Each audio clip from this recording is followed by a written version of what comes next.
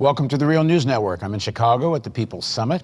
I'm now joined by one of the people who helped plan the People's Summit, Michael Lighty. He's the Director of Public Policy for National Nurses United. Thanks for joining us. Thank you, Paul. Great to see you. So, this was an extravaganza in an enormous convention center.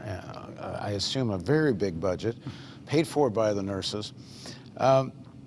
It shows the power of what one union can do. This mass organization with a lot of members and real resources, and it would be incredible if the union movement ever put more resources against something like this. But why is this such an objective? Why such a commitment by the nurses to this kind of a venture? Well, nurses really take their responsibility as social advocates seriously, and so they have built an organization that has resources and power that they don't believe should just be limited to them. That they, in order to be patient advocates, they've got to broaden their advocacy so that we're seeking to transform society based on the values of nurses: caring, compassion, and community. And so to do that, that means reaching beyond our own constituency, our own membership, and branching out. And so the Bernie campaign for president was an entree into that. And the natural result is a gathering like this, where we gather together people who are fundamentally committed to a humanitarian vision of social and economic justice. So if the nurses, they really feel a personal responsibility to support this effort. And of the roughly 4,000 people here? Yes. How many are nurses? Probably about 600 this year. And generally within the union, how do the nurses feel about the political activism of the union? Well, the political activism of the union flows directly from their own experience, because these are not people who are necessarily ideologically left-wing, as we might understand it. These are individuals who were educated and came to a profession believing that they would be able to provide care and heal people, improve their lives. And what they found is that with the corporate control of healthcare, they can't do that. And so it's a natural extension of that experience to say, well, it's not just in healthcare that there's been this corporate consolidation, but it's been system-wide. And so you can see that literally the kind of social devastation that became prominent through the Great Recession is a reflection of the same kind of devastation that's happened in the healthcare industry. And it's transformed healthcare from a caregiving profession to an industry based on revenue and profit.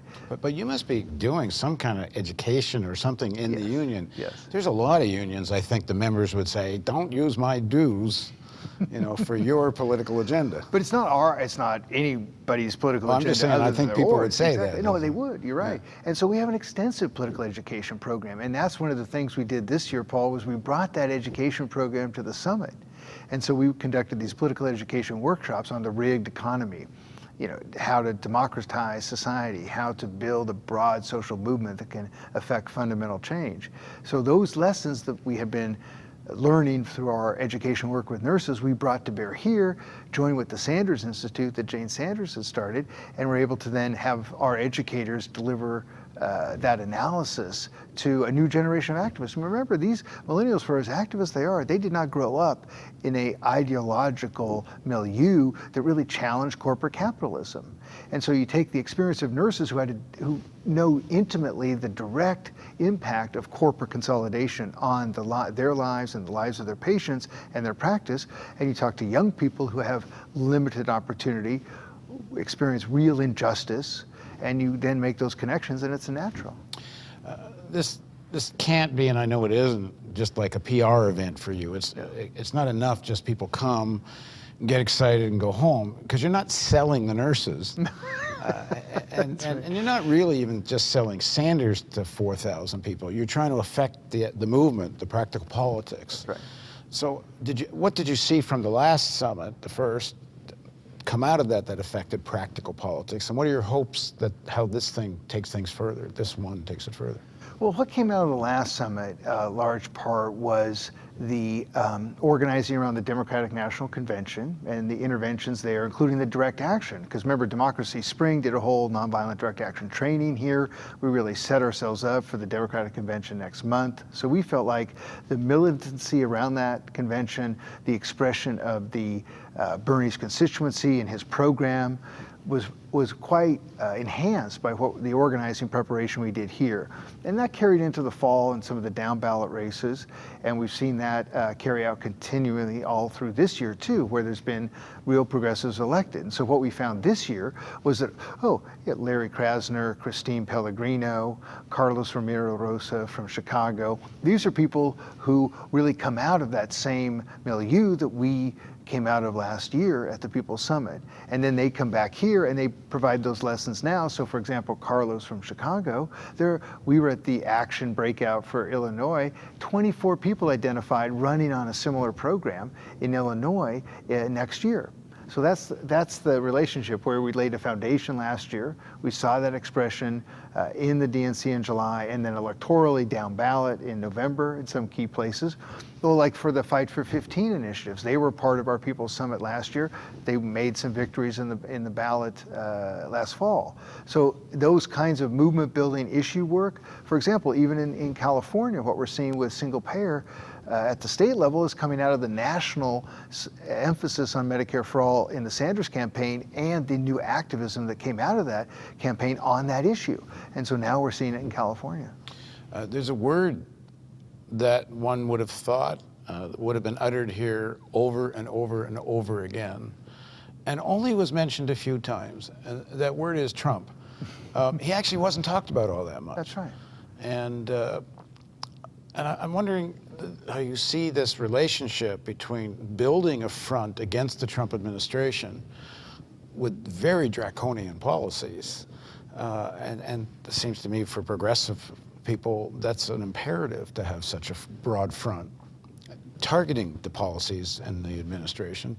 On the other hand, the fight against the oligarchy as a system, and particularly how that represents itself in the Democratic Party. Right. So like this fight in the Democratic Party is, if real change in some ways is going to come from that fight.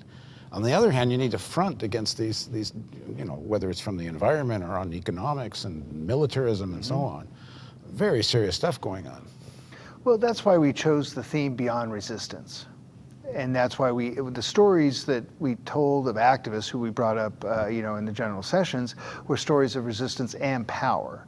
And that's really the key, because we can be anti-Trump and you can then be a centrist corporate Democrat, right? I mean, that's what's Senator Cory Booker.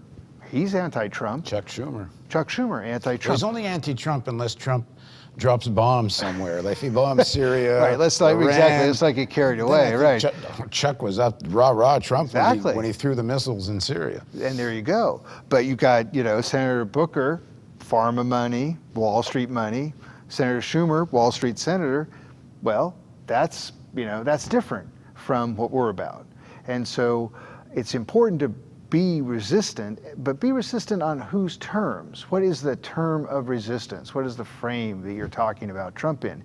And I actually like the notion that we don't necessarily have the same antipathy toward Trump voters that's implied by some of the mainstream critiques of that constituency that you hear either in the media or among Democrats. Well, you heard from Clinton. And you heard from Clinton, certainly, right? And Acosta quite a bit, I think. We don't share that. We see these white working class folks in general, as sharing an interest. Building a cross-race alliance of working people is much more important. So that's what we're talking about here. So we say, what's the difference? We're not obsessed with Russia. We're not obsessed with Comey. And therefore, why should we talk about Trump? Because that's all people talk about when you talk about Trump.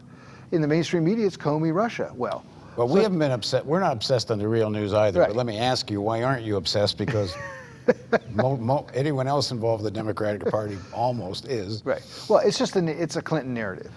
If you read this new book, Shattered, you find that what Hillary was saying about the election in November after it is now what the Democrats are saying in June about Comey and Russia. It's the same narrative. And that's not what cost Hillary Clinton the election, in our view. You have to go back to, as Senator Sanders said last night, why have the Democrats lost 1,000 seats since 2008? Because they have a failed political strategy and a program that's unattractive to masses of Americans. And that is the problem. talk a bit about what practical stuff you think is being talked about here, what will be implemented, what are your hopes for that, and, Right. and, you know, as we head towards 2018 and then 2020? Right. Well, I think the Illinois example I gave is a good one. 24 people dedicated to a Bernie program, Bernie-type program, coming out of that campaign, and also local fights. Either we've got a union organizing drive in Holy Cross Medical Center in Maryland, solidarity around that. Solidarity around pushing back on the social service cuts in Delaware. SB 562 in California, the state single-payer bill. The national effort to win Medicare for all and get more Democrats on board with that comes directly out of this. And then, for example, the Iowa CCI, Iowa Citizen Action, and what is it? I'm just going to say Iowa CCI Action Conference in July 15th. Many of these folks are going to be together in Iowa. That's obviously a crucial bellwether state in 18 and in 2020. So what we're doing is we're building a base, and not just individual initiative to run for office, but an organizational base based on the network and relationships here at the summit in part that can then go forward with not first a candidate program, but an issues program that candidates adopt and are held accountable to. And that relationship is very different between just the usual.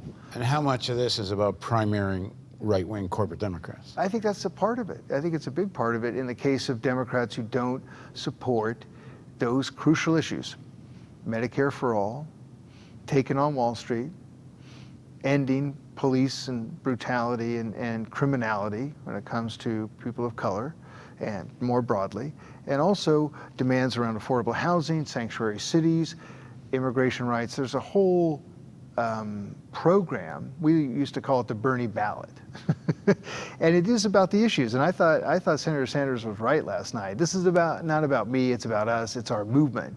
And so almost more important than the fact that there are these issues that individual organizations or activists work on, but the fact that we're working on them together, even though each of us may be doing a different issue, that's what's actually important. And that's what that campaign demonstrated and what the People's Summit tries to do. You'll notice, Paul, there was no single issue workshop here. They were all multi-issue, intersectional discussions of politics and strategy. And so that's what we're trying to do, rooted in an ideological understanding of contemporary corporate capitalism. That being said, there was a missing, in terms of the narrative of the workshops, an emphasis or focus on foreign policy. Right. And we're in very dangerous times in terms of foreign policy. Why not? Why wasn't that? Well, if it's all intersectional, why wasn't that one of the threads of the intersectionality? Yeah, I think that's a fair criticism of the summit, and we need to do a better job of that. I think the evolution of the summit, in some ways, is the trajectory of this broader movement that Senator Sanders is leading, but also obviously much broader than him too. And that has been very focused on domestic policy, because it's been, if you look at Black Lives Matter, Occupy, Fight for 15, those are really animating movements that have gotten us here, that really built the foundation for his candidacy and laid the foundation for the upsurge in activism. So, and those are not. But even in his candidacy, I mean, it's an obvious link that when there's these massive cuts to social programs because of $54 billion going to the Pentagon, the link between the foreign policy and the domestic is obvious. Yes, yes. But even honestly, Senator Sanders doesn't make that big an issue out of it, and it wasn't much of an issue here. Yeah, and I think that is reflective of the political context in which both his campaign and the summit were built. And I think that political context is changing, because I think, this was, the Obama administration's drone program and other militarizations were a little bit under the radar, or they were not seen as primary to defining who he was politically. Whereas Trump, on the other hand, you can see that the militarization, the interventionism is a much more fundamental part, perhaps, of what his politics are. And so I think that's shifting, just like the left in the mid-2000s was about the Iraq War, and in reaction to George W. Bush's foreign policy, that set the political context for the movements of that period. The Great Recession set the political context for the movement of our period. We may be shifting out of that. And that's where I do think we have to be more responsive. I think it's a longer conversation, but I want to go back to one other thing. There's been a debate going on in various circles that if the Trump administration is so draconian that at this point you have to elect as many Democrats as possible to try to retake the House, Senate, and it really doesn't matter. You've got to just elect Democrats. And there's a pushback on this idea that if you're primarying, you know, what people are calling right-wing or corporate Democrats, you're draining their resources. You may wind up just electing Republicans. What do you make of that debate? I would definitely like to drain the resources of the corporate Democrats so they have no more. That sounds like a good idea to me. Yeah, I'd like them to spend all their money and get out of the party. Now, the question is, can you beat Trumpism with what we would call neoliberalism, or neoliberalism, right? Emphasis on the market knows best, privatize functions of government as much as possible, emphasize structural reforms that essentially constitute austerity for working people, like free trade, so-called, right? So if that's the program that Democrats think they can get elected on, or let's put a patina of social liberalism around that. Yes, we're for gay marriage. Well, we weren't when it was a real issue, but now that people support it, we're for it. Okay, fine. Or yeah, we are all for equal opportunity, but we're not actually going to tell cops to stop killing black kids. But we're for equal opportunity, right? Or maybe we're even now appalled by what police do in the black community, but a few years ago we called them super predators. Okay, so yeah, if that's your frame, you can put this, essentially let money and big donors control politics, but we're all for, again, gay marriage. Yeah. That is not going to be a program that's going to get the base of voters who voted for President Obama and then voted for now President Trump. We're not going to get them back on that program. How do we get them back? How do we create a basis for real social and economic justice among the working class in this country? That should be the question. And if we think we're going to be a party of the professional class based on social liberalism and corporate economics, that's not the Democratic Party we want to be in. And if those are the Democrats they want to elect, we don't want to. Thanks for joining us. Thank you. And thank you for joining us on the Real News Network.